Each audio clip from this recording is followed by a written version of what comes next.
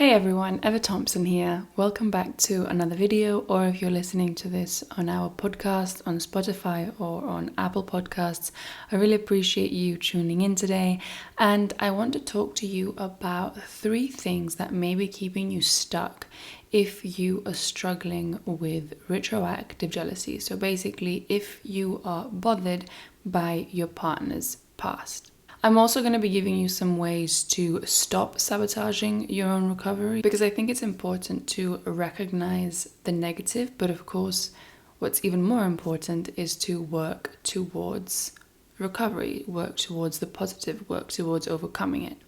So without further ado, let's get into this video. Now, the first thing I see people do that tends to keep them stuck in RJ is the indecision when it comes to your relationship and staying with your partner. And this is not really your fault, because typically with retroactive jealousy, what tends to happen is we get intrusive thoughts, we get mental movies, and we feel all of these emotions flooding in, and everything that we logically know and think and feel goes out the window. So you might be thinking to yourself, I want to be with this person, I really do love them, I really do want to be with them, but when I get triggered, everything changes. I question the relationship, I question them and who they are, I question if I want to be with them, I need to know more about their past sometimes, I might act out compulsions, and this back and forth very much can keep you stuck, and it can also keep you from making a decision of, okay, well, do you want to stay with them or do you want to go? It's really important to take responsibility, guys, for the retroactive jealousy.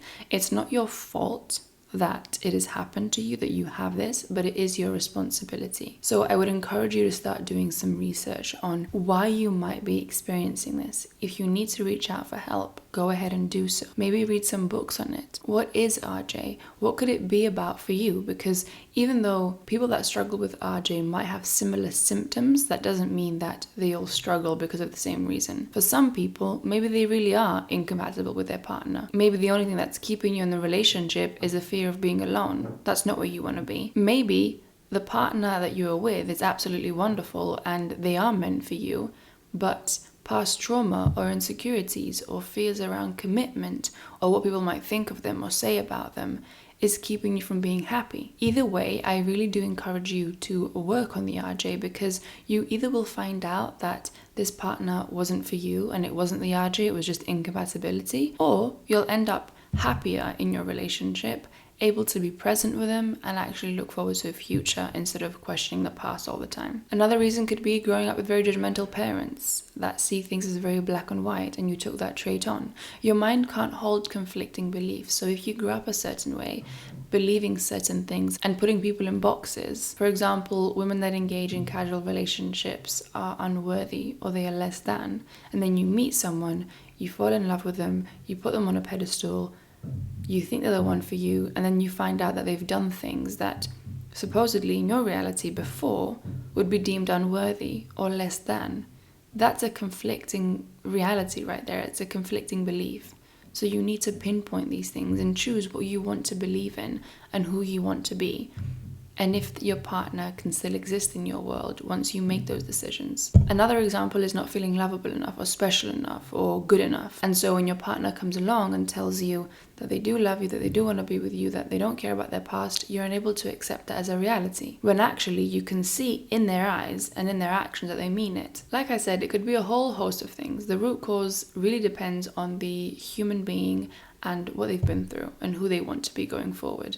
Maybe you're not compatible, but maybe you are, and it's just your fears and insecurities that are holding you back. Either way, you need to take responsibility for the retroactive jealousy and figure out what it's trying to tell you and what it's trying to teach you. I've talked about this before. You don't have to love your partner's past or accept it or agree with it in order for you to be with them. There is a level of indifference that you can feel for it. But again, you need to understand why your mind is viewing this as a threat. The second thing I see people do, which keeps them stuck, is feeding into compulsions. When you feed into a compulsion, compulsion, when you ask the question, when you look at the ex's social media, when you go through your partner's phone or their messages, their photos from the past, you are feeding the beast. You're making retroactive jealousy stronger. What you need to understand here is that your mind is convincing you that in the moment when you are in pain, when you are triggered, when you're getting these thoughts in the mental movies, it's looking for a relief. Your mind is trying to move you away from pain and towards pleasure. And it doesn't matter if the relief is temporary, it doesn't matter if it's healthy, it doesn't matter if it's good or bad for your future. What your mind wants when you're in that intense pain, when you feel the anxiety, when you feel the anger, when you feel the sadness, is to take you away from that and move you towards safety. And if acting out of compulsion is what it thinks will do that, it will push you towards this. So an example is if you get the thought, if you get the mental movie and you're in pain, your mind will tell you, go and ask them this question. If only you knew this little detail, maybe you would feel okay. I need to find out more. I need to put this puzzle together in my mind. I need to understand why they did it. I need to know the details. I need to know if it was similar to our experience together, if they went to this place together, if they went to this restaurant together that we went to, if they had these experiences. Your mind convinces you that you need to do this when you actually don't. And again, it's not because your mind hates you, it's because your mind is trying to keep you safe. It's trying to move you away from pain and towards pleasure, towards safety. What you can do here is rewire what safety is. And this will take some time. I would recommend doing it for at least 21 days because it takes that much time for your mind to make what is familiar, unfamiliar, and vice versa. So what this would look like, for example, is you get triggered. Instead of listening to your mind when it's telling you, go and act out a compulsion so you can feel better, instead, go for a walk, do some breathing exercises, write down all your thoughts in a journal and just leave it. Whatever your hobbies are, whatever you enjoy to do, whatever relaxes you, do that. And it is so difficult to do initially. But what you're doing is you're rewiring what is safety and what is pleasure for your own mind.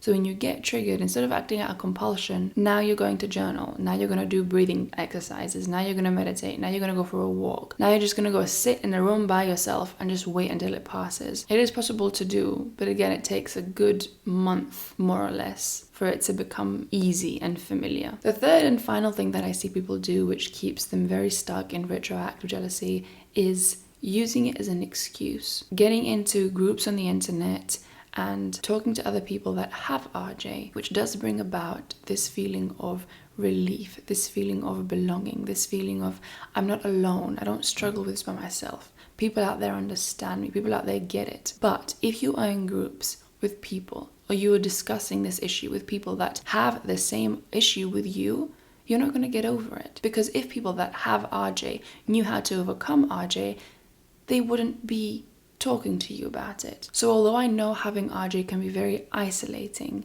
and you can feel like no one understands you and you can feel crazy and you can feel like what you're thinking and feeling doesn't make sense perhaps. And of course, the first time that you find out that retroactive jealousy is a term, it's perfectly okay to feel a sense of relief because now this thing has a name. Now you know other people struggle. Now you know that you're not alone.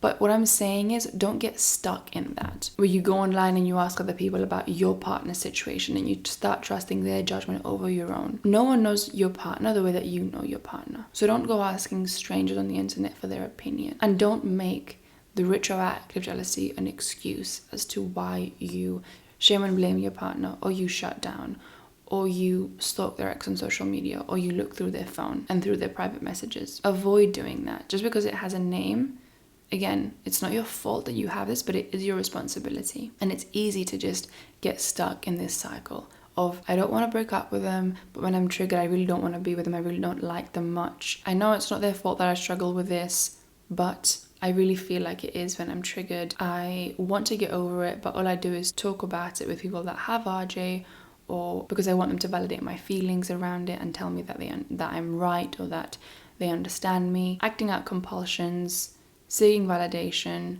starting arguments as a way to seek validation, or shutting down so your partner can ask you what's wrong and then they can give you reassurance. All of these things keep you stuck. So like I said, guys, what really helped me is taking responsibility, making a decision, not acting out the compulsions anymore, and surrounding myself with people that I want to be like. People that don't have RJ, people that aren't insecure, people that don't have these fears. So guys, I hope you enjoyed this video. If you've got any questions, please feel free to leave them down in the comment section below.